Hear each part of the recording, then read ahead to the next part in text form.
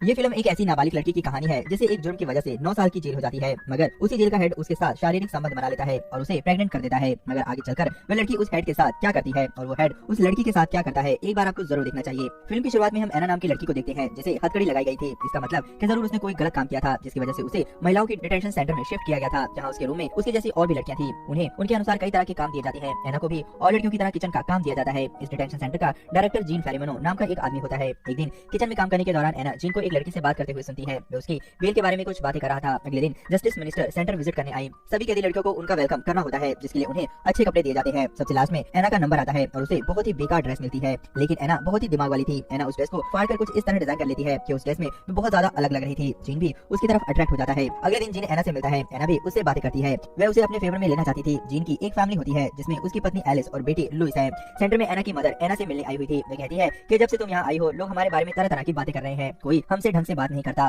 पीछे खड़ी पिलर नाम की एक लड़की उसकी बातें सुन रही होती है। पिलर सभी को परेशान करती रहती है। अगले दिन पिलर एना को भी परेशान करती है। उसकी माँ के बारे में उससे उल्टी सीधी बातें करती है। इस पर एना को गुस्सा आ जाता है और वह पिलर को मारने लगती है। बाद में जीन आकर एना को वार्निंग देता है कि अगर दोबारा ऐसी गलती हुई तो तुम्हारे खिलाफ एक्शन लिया जाएगा। तुम्हारा जल्दी ट्रायल होने वाला है, इसलिए तुम्हें अपने आप पर काबू रखना होगा। किचन में काम करते वक्त एना की उंगली कट जाती है तो एक लड़की उसे बैंडेज लगाती है। वह लड़की उसके पास आकर उसे किस करने की कोशिश भी करती है तो एना तुरंत उसे पीछे कर देती है। वह कहती है कि उसे किसी पर भी विश्वास नहीं है। रात को एना तैयार होती है। असल में आज उसकी कोर्ट में ट्रायल थी। ट्रायल से पहले उसके सारे कपड़े निकालकर उसको अच्छी तरह से चेक किया जाता है। ट्रायल से फ्री होने के बाद वह वापस डिटेंशन सेंटर में आ जाती है। अगले दिन एना जीन को एक लेटर लिखती है जिसमें वह अपनी मदद करने के लिए कहती है। जीन लेटर पढ़कर उसके पास आता है। जीन उसे बताता है कि अगर वो अपील करती है तो उसे 9 साल से ज्यादा की सजा नहीं होने वाली। जब वह जेल से छूटेगी तो लगभग 25 साल की हो जाएगी, जिसके बाद वे अपनी लाइफ की नई शुरुआत कर सकती है। इसके बाद उसका फेवर लेते हुए जीन उसे कंप्यूटर डिपार्टमेंट में शिफ्ट कर देता है, जहाँ उसे डिटेंशन सेंटर की मैनेजमेंट देखनी होती है।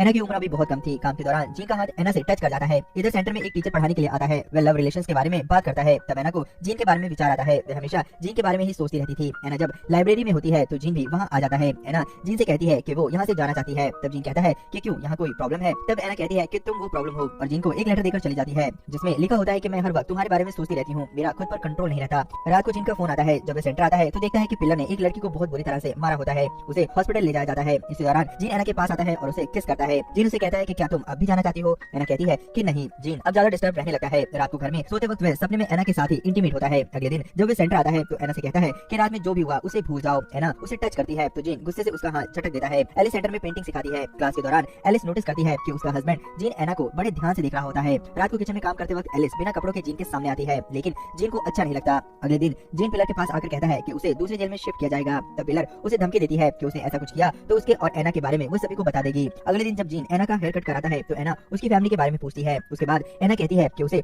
सिर्फ एक बच्चा चाहिए। एना उसका हेयर कट करते हुए उसे धमकी भी देती है। वे कहती है कि अगर उसने उससे झूठ बोला तो वह उसे जान से मार देगी। ऐसा कहते हुए वह उसे सीड्यूस भी करती है। अब जीन भी एना के बारे में ही सोचा करता है। वे लोग अक्सर इंटीमेट होते रहते हैं। एक बार तो वे बस पकड़े ही जाने वाले थे मगर बच जाते हैं। मीटिंग के दौरान उसे पूछा जाता है कि एना को अलग काम क्यों दिया गया है। साथ ही ये भी सुना जा रहा है कि आप उसके साथ ज्यादा समय बिताते हो। जीन कहता है कि ये फालतू की बातें सुनने का उसके पास टाइम नहीं है, वो सिर्फ अपना काम कर रहा है।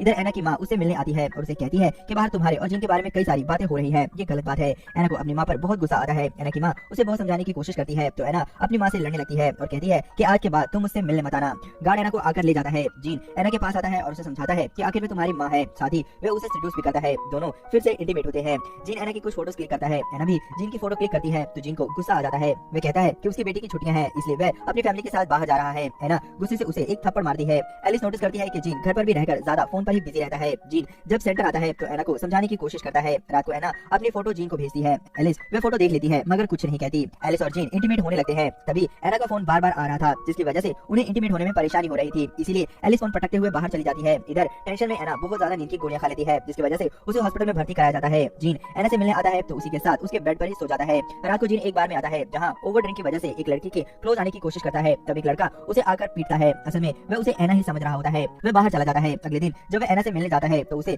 मिलने नहीं दिया जाता। एलिस भी अब उसके साथ नहीं सोती थी। उसे भी उसके बारे में सब कुछ पता चल गया था। जीन के खिलाफ इंक्वायरी बिठाई जाती है। ऑफिसर कहते हैं कि उन्हें एक लेटर मिला है जिसमें जीन और एना के अफेयर की बात कही गई है। ऑफिसर कहता है कि आपका रिकॉर्ड अच्छा है, इसलिए आपको सावधान रहना चाहिए। एना को दूसरी जगह शिफ्ट कर दिया जाता है जिसकी वजह से जीन बहुत ज्यादा परेशान रहने लगता है। वे अपने घर भी नहीं जाता था। जीन एना को ढूंढता है। एक दिन एना की माँ की वजह से जीन की एना से बात हो पाती है। जीन एना को बाहर मिलने के लिए बुलाता है। वे दोनों एक होटल जाते हैं जहाँ वे दोनों आज 1 महीने बाद फिर से इंटीमेट होते हैं। एना जीन से कहती है कि वह अपनी जिंदगी की नई शुरुआत करना चाहती है। जीन एना से कहता है कि तुम्हारी सजा बहुत जल्द खत्म हो जाएगी, तब हम दोनों साथ रहेंगे। जीन एना को एक मोबाइल और एक नया सिम कार्ड देता है जिससे कि वे दोनों आपस में बात कर सके। एलिस जीन को बहुत समझाती है कि वह एना का पीछा छोड़ दे, उसकी कि एक फैमिली है, उसे अपनी फैमिली पर ध्यान देना चाहिए। जीन जब लुइस को स्कूल छोड़ने के लिए जाता है तो उसके मोबाइल पर एक फोन आता है जो एना का होता है। एलिस उसे अपनी फैमिली से दूर रहने के लिए कहकर फोन काट देता है। एना प्रेग्नेंट होती है, लेकिन वह यह बात जीन को बताकर उसे और उसकी फैमिली को डिस्टर्ब नहीं करना चाहती थी। इधर जीन के खिलाफ सबूत मिलने पर उसे गिरफ्तार कर लिया जाता है। उसे कहा जाता है कि अगर तुम सच बताओगे तो तुम्हें छोड़ दिया जाएगा और तुम्हारी नौकरी भी बच जाएगी, लेकिन जीन कुछ भी नहीं कहता। उसे 3 साल की सजा हो जाती है। जीन एना से मिलने जाता है तो वह अपने नए बॉयफ्रेंड के साथ होती है। एना उससे बात नहीं करती। एना अपना अबॉर्शन भी करा चुकी थी।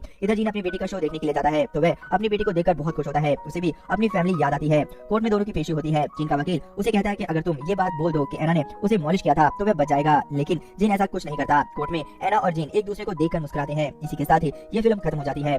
दोस्तों, इस फिल्म में आपको किसका कैरेक्टर सबसे अच्छा लगा हमें कमेंट में लिखकर जो बताएं। उसके लिए एक लाइक करें और आगे भी ऐसी वीडियोस के लिए चैनल को जरूर सब्सक्राइब कर लें।